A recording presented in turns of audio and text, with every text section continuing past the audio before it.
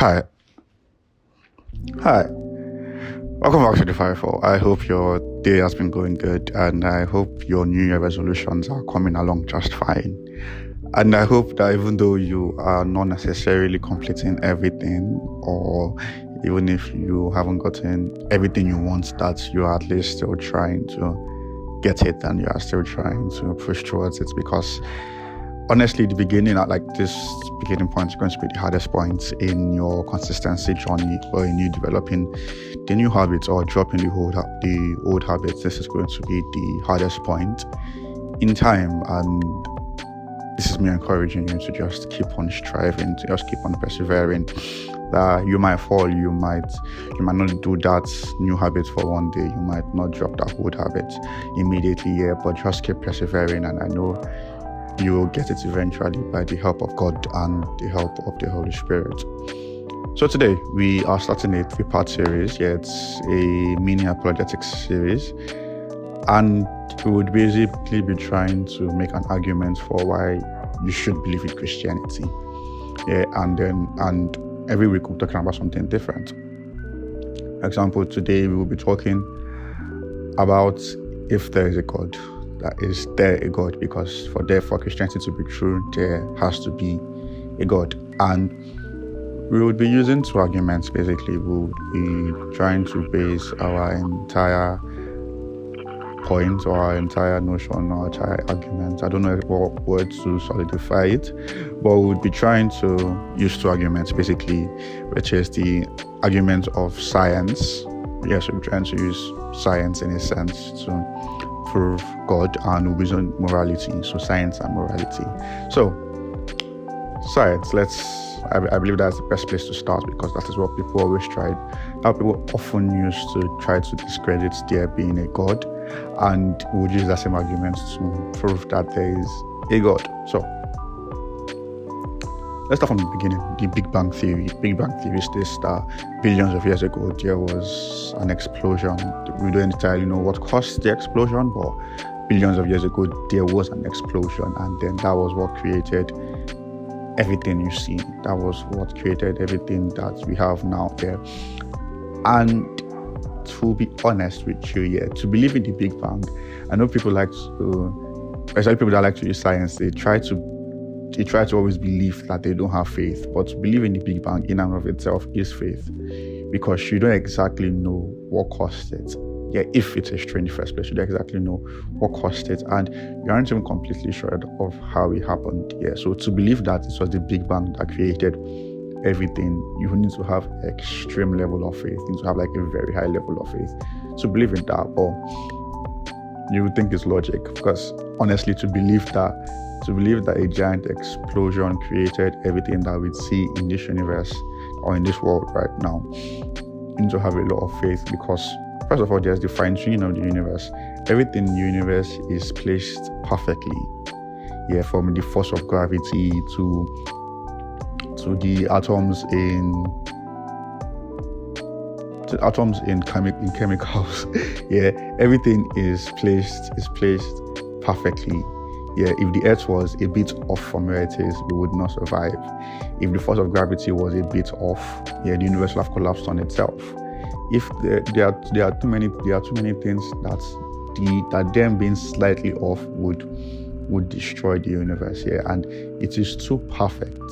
It's too perfect for it to be an accident. You cannot expect order to come out of chaos, and an explosion is chaos. You cannot expect order to come out of that chaos. I mean, the device you are watching this on, you do not, when you see it, you expect that, okay, somebody created this. You do not expect that there was a random explosion somewhere and then the device just came out of nowhere.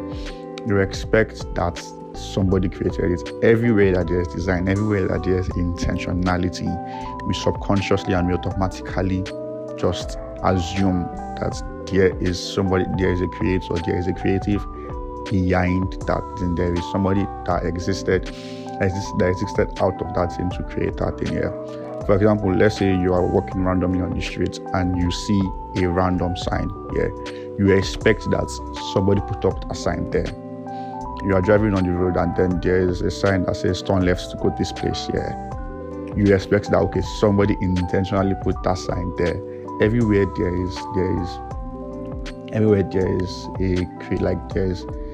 intentionality. Everywhere that there is consistency, you expect that there is a creative. And if you look at everything in the universe, it is too consistent for it to be random. It's too consistent for it to just be a form of explosion that caused it here. It had to have been an intelligent mind that created the universe. It had to be somebody that was intentional and that was extremely creative, that could create the universe, that could create everything that was there.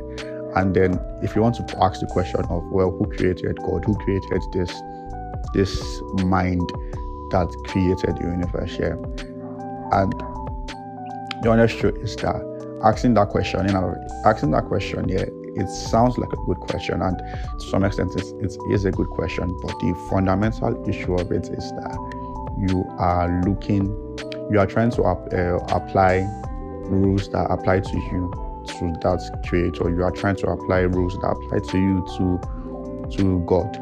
God exists outside of creation. So the fact that we were created doesn't necessarily mean that he had to be created. He just existed.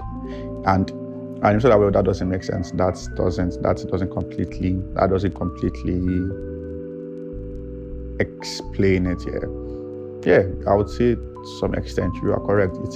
It is hard to imagine, it is hard to understand.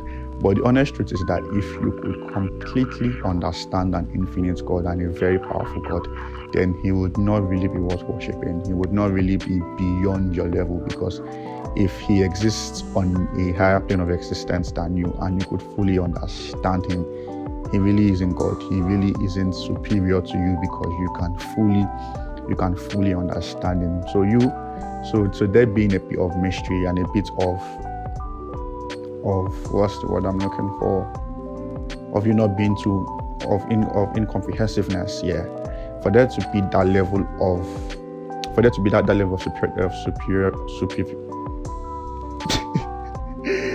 I am sorry. For there to be that level of superiority, there has to be that level of incomprehensiveness. There has to be that level of, I do not fully understand this, And I'm not saying that there shouldn't be a point of logic. There has to be logic. There has to be logic in everything you believe. You should not just believe something because someone says you should believe it.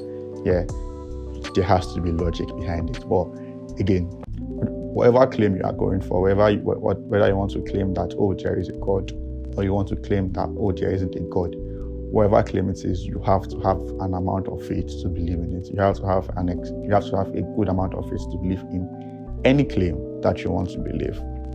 And that is where I would leave it for the science, for the point of science. There is too much intentionality and there's too much order in the universe for it to have come out of chaos, for it to be an unintelligent mind that created everything here. Intelligence cannot come out of non-intelligence, basically. You cannot say that something that is unintelligent created intelligence. It has never worked like that. Intelligence has to come from intelligence, and the fact that me and you are intelligent means that we have to have come from an intelligent source. And on to the second point for this argument, I'll use the word argument for it. For this argument is morality. And this is the question I'm putting to you too. If you do not believe in God, or if you are seeking for answers, I would like you to base morality, like objective morality. Like, I would like you to defend objective morality without a God. And the reason you would find that quite impossible or quite hard is because you have to have a standard for morality. You need to have somewhere that you can point and be like, okay, because of this is why this is true and this is why this is bad. But then you could be like, well, I could say that, okay, since this thing is causing harm to this person, and since this thing is affecting this person, like, for example, if stealing would cause harm to this person, then it should be morally wrong, And I would say that that makes a lot of sense, but that doesn't mean it's objectively wrong. That doesn't give you the right to tell the person that is stealing that what he's doing is wrong. So let me give a better example. If you want to base morality outside of God, morality becomes subjective. If you want to base morality outside of God, outside of one perfect being, morality becomes subjective, because then you start to base morality on your own experiences, on what you have been through, or what you think is right and what you think is wrong. And then the issue with that is that you can never truly persecute anybody on the guise of they did something bad, and you believe that they should be in jail.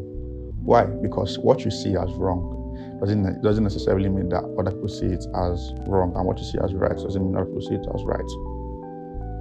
For example, would you base your morality off of Hitler's morality, or off of terrorist morality, or off of anybody or any evil person's morality there? Because if you look at it, some of them, when they do what they do, so there's a dog barking in the background. I don't know if you can hear it. Well, when they do whatever you think, when they do whatever they do, whether it is kill people or whether it is whatever evil they are doing, some of them don't necessarily see it as bad. Some of them just see it as good, or some of them don't really even care about it. So what gives you the right to now trump their own sense of morality and their own sense of justice? Because to them, what they are doing is not wrong. So what gives you the right to call what they are doing wrong? What gives you the right to say that, this thing that you are doing is wrong? Because what you are doing is just your opinion. Whatever you are saying that is bad is just your opinion, and whatever they are saying is bad or is good is their opinion. So what you see as wrong and what they see as right could be the exact same thing, but you could just have different opinions around it.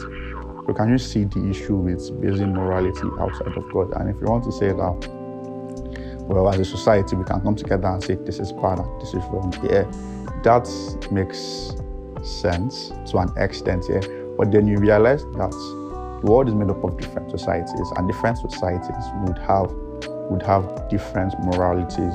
We have different morals, and that those morals will collide, they will clash, and then there would still be no way to say for you to triumph over somebody else's morality, because again, whatever you say is moral is your own opinion. Whatever you say is bad is your own opinion, and whatever they say is bad is their own opinion. For example, there are still places in the north, there are places somewhere in the world where they marry off, let's say, 12-year-old girls to old men, 50-year-old men. And to you would be like, oh, that is wrong, that is pedophilia, you would have a lot of words for it, And that is wrong, but they don't necessarily see it as wrong, or they might not see it as bad. So you have no right without God, without a point to reference and say that, okay, because of this is why this is wrong. Without that, you have no right to tell them that what they are doing is wrong because they don't see it as wrong. You have no right to tell a serial killer what he's doing is wrong because he doesn't see it as wrong. Again, this is without a point, without something to reference here. And then with God, if there is a God, you would have a point to reference. You would have something to reference to and say that because of this person, because of this being that is infinitely good and infinitely perfect, I can point to this and say, okay, this is why this is wrong. This is why this thing is also wrong.